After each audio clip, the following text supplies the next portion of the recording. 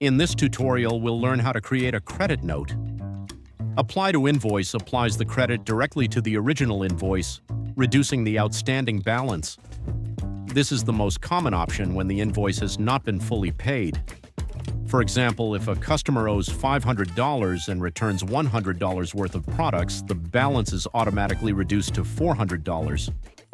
No money is exchanged, only the balance is adjusted. In this case, we have an invoice with a partially outstanding balance, and the customer has returned to the store to return one of the two identical items they purchased. Go to Open Return Center and click Start Return. Select the product and mark a quantity of 1. Next, choose the appropriate disposition options. Since there is still an outstanding balance, a new option will appear. Apply to Invoice.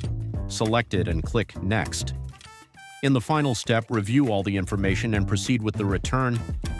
In this case, the invoice is closed with a credit note, and the remaining balance is now 0.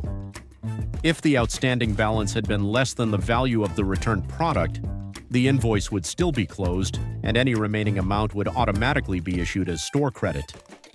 With this, we've covered one of the most common return scenarios. Thanks for watching.